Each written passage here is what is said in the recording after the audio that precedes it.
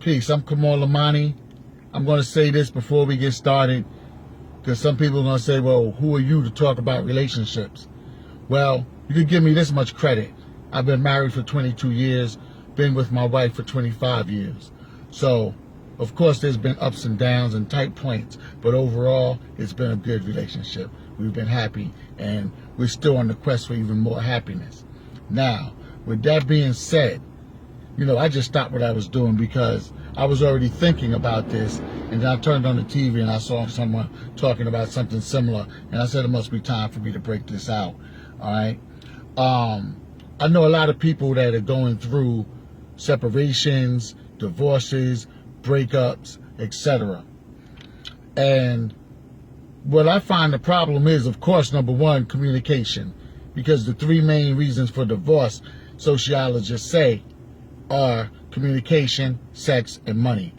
And not that in particular order, but communication, I would probably say, would be first, because you could communicate about communication, you could communicate about money, and you could communicate about sex.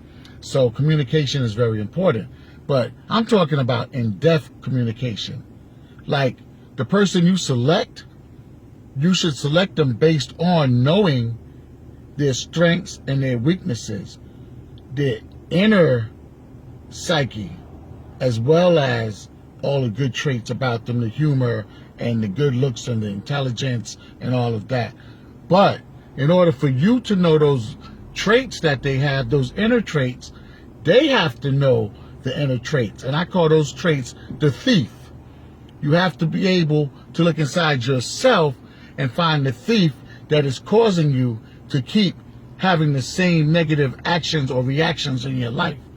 So if this person that you're dealing with has something deep down inside, like the Bible calls it Leviathan, that sea monster within, that's one day going to come up and surprise you, you should know about that thief or that sea monster, that Leviathan that is way down inside of someone. So if you're just saying, you know what, and this is what happens, this is exactly what happens.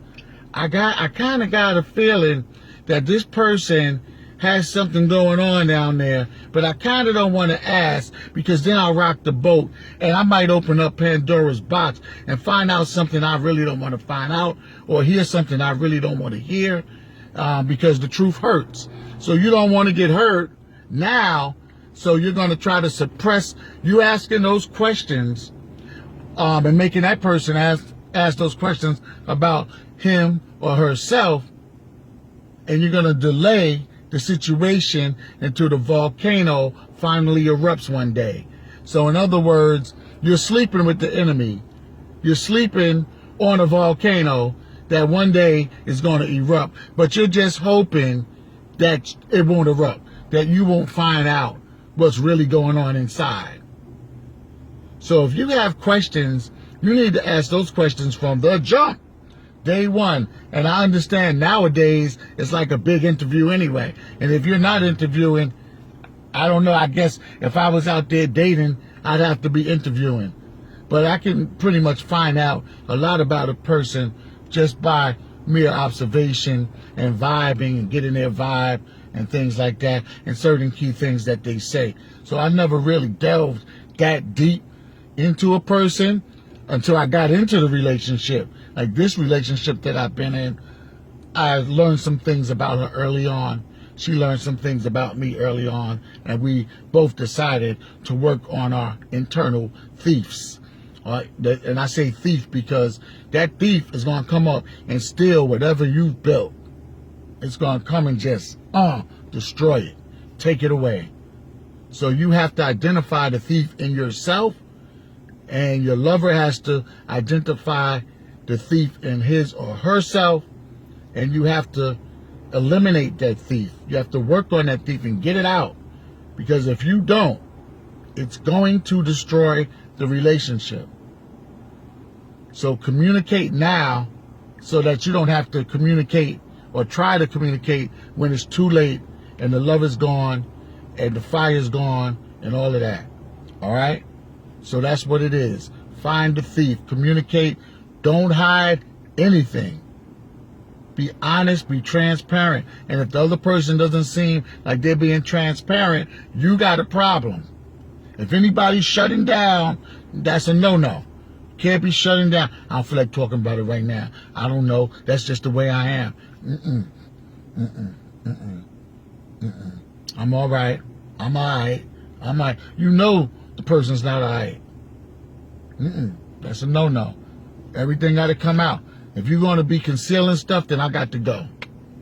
Because you're going to hurt me one day in a big way. And not just hurt me, but you might hurt yourself. And you might also hurt other people that's involved. Because now that we got together, we got children involved. We got elders involved.